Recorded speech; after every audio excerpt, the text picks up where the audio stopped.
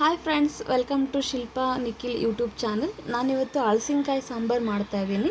ಅದಕ್ಕೆ ನಾನು ಹೆಸ್ರು ಕಾಳು, ಬಟಾಣಿ ಕಾಳು, ಕಡಲೆಕಾಳು, ರಾಜ್ಮಾ, ಇದಕ್ಕೆ ಅವರೆಕಾಳು ಕೂಡ ಹಾಕ್ಕೊಳ್ಳಿ, ಅದು ಕೂಡ ಚೆನ್ನಾಗಿರುತ್ತೆ. ಇದನ್ನು ಓವರ್ ನೈಟ್ ನೆನೆಸ್ಬಿಟ್ಟು ಇದು ಇಟ್ಕೊಂಡಿರೋದು ನೋಡಿ. ಓವರ್ ನೈಟ್ ಫುಲ್ ನೆನೆಸಿದ್ದೀನಿ, ಚೆನ್ನಾಗಿ ನೆಂದಿದೆ.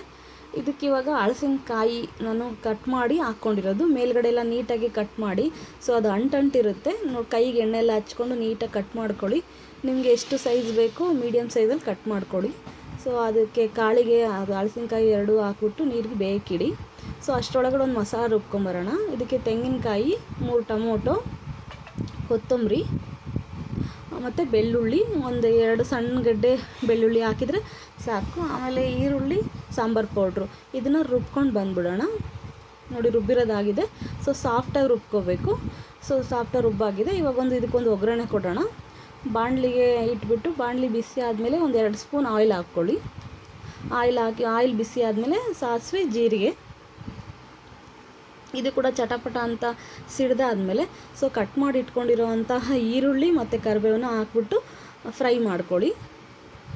ಇದನ್ನೇ ಜಾಸ್ತಿ ಹೊತ್ತು ಫ್ರೈ ಮಾಡಬೇಕಾಗಿಲ್ಲ, ಅದು ಈರುಳ್ಳಿ ಹಸಿ ವಾಸನೆ ಹೋಗುವಷ್ಟು ಫ್ರೈ ಮಾಡಿದರೆ ಸಾಕು. 1 ನಿಮಿಷ ಇಲ್ಲ 2 ನಿಮಿಷ ಮಾಡಿ. ಅದಾದ ತಕ್ಷಣ ನೋಡಿ ಫ್ರೈ ಆಗಿದೆ. ಫ್ರೈ ಆದಮೇಲೆ ಈಗ ನಾವು ರುಬ್ಕೊಂಡಿರೋಂಥ ಮಸಾಲಾನ ಇದಕ್ಕೆ ಮಿಕ್ಸ್ ಮಾಡಿಕೊಂಡು ಅದರಲ್ಲಿರೋ ಹಸಿ ವಾಸನೆ ಹೋಗೋವರೆಗೂ ಒಂದು ಸ್ವಲ್ಪ ಚೆನ್ನಾಗಿ ಬೇಯಿಸ್ಕೊಳ್ಳೋಣ. ಅದು ಚೆನ್ನಾಗಿ ಬೇಯಬೇಕು.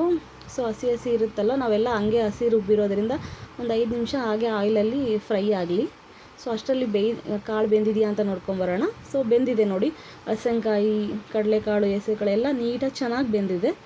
ಸೊ ನೋಡಿ, ಇದು ಬೆಂದಿರೋ ಅಂಥ ಐಟಮ್ಸ್ನ ನೋಡಿ. ಇದು ಕೂಡ ಅಷ್ಟೊತ್ತಿ ಮಸಾಲ ಕೂಡ ಚೆನ್ನಾಗಿ ಬೆಂದಿದೆ, ಹಸಿ ವಾಸನೆ ಹೋಗ್ತಾ ಇದೆ. ಸೊ ಅದಕ್ಕೆ ಇವಾಗ ನಾವು ಬೆಂದಿರೋ ಕಾಳುಗಳನ್ನೆಲ್ಲ ಮಿಕ್ಸ್ ಮಾಡ್ಕೊಳ್ಳೋಣ. ಮಿಕ್ಸ್ ಮಾಡಿಕೊಂಡು ಅದು ಸಾಂಬಾರು ಜೊತೆ ನೀಟಾಗಿ ಚೆನ್ನಾಗಿ ಮಿಕ್ಸ್ ಮಾಡಿ, ನೀವು ರುಚಿಗೆ ಎಷ್ಟು ಬೇಕೋ ಅಷ್ಟು ಉಪ್ಪು ಹಾಕ್ಕೊಳ್ಳಿ. ನಾನು ಕಾಳು ಬೇಯಿಸುವಾಗಲೇ ಉಪ್ಪು ಹಾಕಿದ್ದೆ, ಸೊ ಹಾಗಾಗಿ ನಾನು ಇದಕ್ಕೆ ಹಾಕ್ತಾಯಿಲ್ಲ. ಲಾಸ್ಟಿಗೆ ಟೇಸ್ಟ್ ನೋಡಿ, ಬೇಕು ಅನ್ಸಿದ್ರೆ ಸ್ವಲ್ಪ ಹಾಕ್ಕೋಬೇಕು, ಇಲ್ಲ ಇವಾಗಲೇ ಹಾಕ್ಬಿಟ್ರೆ ಅದು ಜಾಸ್ತಿ ಆಗಿಬಿಟ್ರೆ ಕಷ್ಟ ಆಗುತ್ತೆ. ಸೊ ಇದನ್ನ ಇವಾಗ ಒಂದು 10 ನಿಮಿಷ ಕುದಿಯೋಕ್ಕಿಡಬೇಕು. ಒಂದು 10 ನಿಮಿಷ ಚೆನ್ನಾಗಿ ಕುದಿಬೇಕು ನೋಡಿ. ಈಗ 10 ನಿಮಿಷ ಕುದ್ದಾದಮೇಲೆ ನೋಡಿ ಸಾಂಬಾರು ರೆಡಿ ಆಗಿದೆ. ಸೊ ಈ ಸಾಂಬಾರು ಬಂದ್ಬಿಟ್ಟು ಹಲಸಿನಕಾಯಿ ಸಾಂಬಾರು ತುಂಬ ಚೆನ್ನಾಗಿರುತ್ತೆ.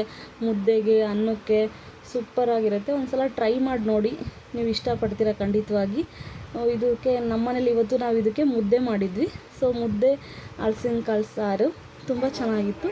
ಸೊ ನೋಡಿ, ಎಲ್ಲ ಊಟ ಮಾಡಿ. ಸೊ ಈ ರೆಸಿಪಿ ಇಷ್ಟ ಆದರೆ ಲೈಕ್ ಮಾಡಿ, ಸಬ್ಸ್ಕ್ರೈಬ್ ಮಾಡ್ಕೊಳ್ಳಿ. ಏನಾದರೂ ಮಿಸ್ಟೇಕ್ ಇದ್ದರೆ ಹೇಳಿ, ತಿಳಿಸಿ. Thank you for watching my YouTube channel.